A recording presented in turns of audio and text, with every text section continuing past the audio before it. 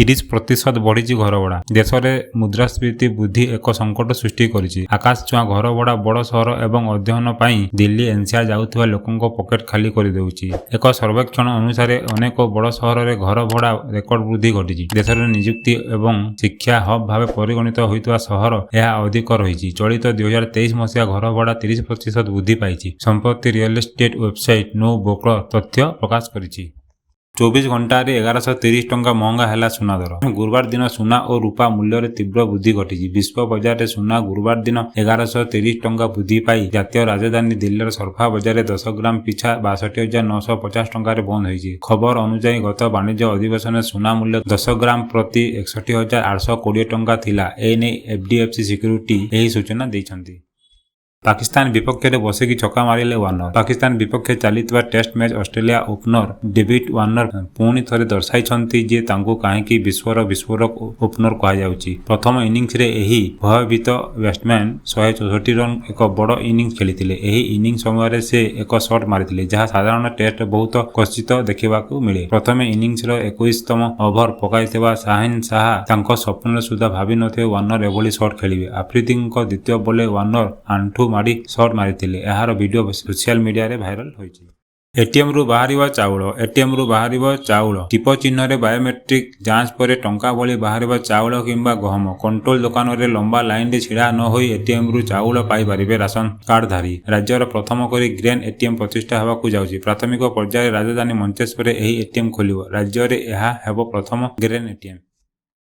ଆଖି ବୁଜିଲେ ଦୁନିଆର ସବୁଠାରୁ ବୟସ୍କା ମହିଳା। ଦୁନିଆର ସବୁଠାରୁ ବୟସ୍କା ମହିଳା ନାମ ମାରିଆ ବ୍ରାନ୍ୟାସ୍ ମାରୋରା। ତାଙ୍କ ବୟସ 116 ବର୍ଷ। ମାରିଆଙ୍କ ବ୍ୟତୀତ ଅନ୍ୟ ଜଣେ ମହିଳା ମଧ୍ୟ 116 ବର୍ଷ ବୟସ ଛୁଇଁଛନ୍ତି। କିନ୍ତୁ ସେ ଏକ ମାସ ସାନ ହୋଇଥିବାରୁ ଏହି ତାଲିକା ଦ୍ୱିତୀୟ ବୟସ୍କା ମହିଳା ହୋଇଛନ୍ତି। ତେବେ ଆଜି ଦୁନିଆର ଦ୍ୱିତୀୟ ବୟସ୍କା ମହିଳାଙ୍କୁ ନେଇ ଏକ ଦୁଃଖଦ ଖବର ଆସିଛି। 116 ବର୍ଷ ବୟସରେ ଆଖି ବୁଜିଛନ୍ତି ଉଷା ତୁସୁମି।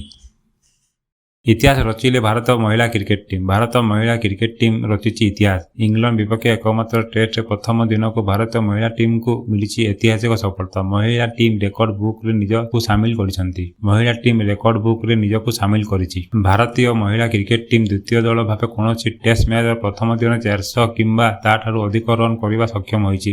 1935 ମସିହା ଇଂଲଣ୍ଡ ଟିମ୍ କୌଣସି ଟେଷ୍ଟ ମ୍ୟାଚ ପ୍ରଥମ ଦିନରେ 400ରୁ ଅଧିକ ରନ୍ କରିଥିଲା। ଏବେ ଭାରତୀୟ ମହିଳା କ୍ରିକେଟ ଟିମ୍ ଏହି ରେକର୍ଡ ଅଧିକାରୀ ହୋଇଛନ୍ତି। ପ୍ରଥମ ଦିନ ଖେଳ ସୁଦ୍ଧା ଭାରତ 7 ୱିକେଟ୍ ହରାଇ 410 ରନ୍ କରି ନେଇଛନ୍ତି। ସେନ୍ସେକ୍ସ ଥିଲା 10 ମିନିଟରେ 3 ଲକ୍ଷ କୋଟି। ଆଜି ଷ୍ଟକ୍ ବଜାରରେ ସବୁ ରେକର୍ଡ ଭାଙ୍ଗିଛି ସେନ୍ସେକ୍ସ। ଆମେରିକା ଫେଡେରାଲ ରିଜର୍ଭ ସୁଧ ହାରରେ ପରିବର୍ତ୍ତନ ନ କରିବା ପ୍ରଭାବ ଭାରତୀୟ ଷ୍ଟକ୍ ବଜାରରେ ଦେଖିବାକୁ ମିଳିଛି। ସକାଳେ ବଜାରରେ ଖୋଲିବା ମାତ୍ରେ ବିଏସ୍ଇ ସେନ୍ସେକ୍ସ 900 ପଏଣ୍ଟ ବୃଦ୍ଧି ପାଇ 70,485ରେ ପହଞ୍ଚିଛି। ପୂର୍ବାହ୍ନ ପ୍ରାୟ 10ଟା ବେଳକୁ ନିଫ୍ଟି 50,251 ପଏଣ୍ଟ ବୃଦ୍ଧି ପାଇ 21,177ରେ କାରବାର କରୁଥିଲା। ସେପଟେ ବିଏସ୍ଇ ସମସ୍ତ ତାଲିକାଭୁକ୍ତ କମ୍ପାନୀ ବଜାର ପୁଞ୍ଜି 3 ଲକ୍ଷ କୋଟି ଟଙ୍କା ବୃଦ୍ଧି ପାଇ 354.19 ଲକ୍ଷ କୋଟି ଟଙ୍କାରେ ପହଞ୍ଚିଛି।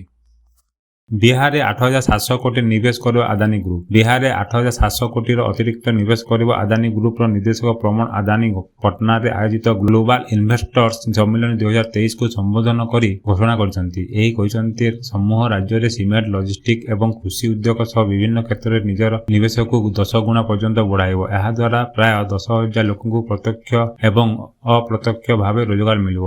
ଏହା ପୂର୍ବରୁ ଆଦାନୀ ଗ୍ରୁପ ବିହାରରେ ପ୍ରାୟ 850 କୋଟି ଟଙ୍କା ନିବେଶ କରିଛି।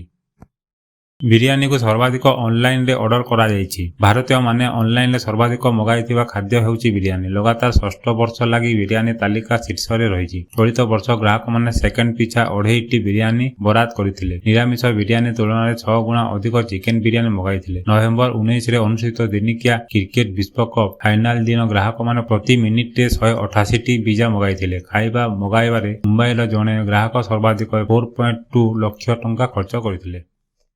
ଟାଲି ପ୍ରାଇମ୍ 4.0ର ଶୁଭାରମ୍ଭ। ଟାଲି ସଲ୍ୟୁସନ ପକ୍ଷରୁ ଟାଲି ପ୍ରାଇମ୍ 4.0ର ଶୁଭାରମ୍ଭ ସମ୍ପର୍କରେ ଘୋଷଣା କରାଯାଇଛି। ବିଶେଷ କରି ଅଣୁ, କ୍ଷୁଦ୍ର ଓ ମଧ୍ୟମ ଉଦ୍ୟୋଗର ଆବଶ୍ୟକତା ପୂରଣ କରିବା ତଥା ବ୍ୟବସାୟ ଓ ବ୍ୟବହାରକାରୀଙ୍କୁ ଅତୁଳନୀୟ ଏବଂ ଉନ୍ନତ ଅନୁଭୂତି ପ୍ରଦାନ ପାଇଁ ଉକ୍ତ ସୁବିଧାର ଶୁଭାରମ୍ଭ କରାଯାଇଛି। ଏପରିକି ଉକ୍ତ ସୁବିଧା ଦ୍ୱାରା କମ୍ପାନୀ ଆସନ୍ତା 2ରୁ 3 ବର୍ଷ ମଧ୍ୟରେ ବାର୍ଷିକ 40% ଅଭିବୃଦ୍ଧି ଓ ଗ୍ରାହକ ସଂଖ୍ୟାରେ ବୃଦ୍ଧି ଆଣିବାକୁ ଲକ୍ଷ୍ୟ ରଖିଛି।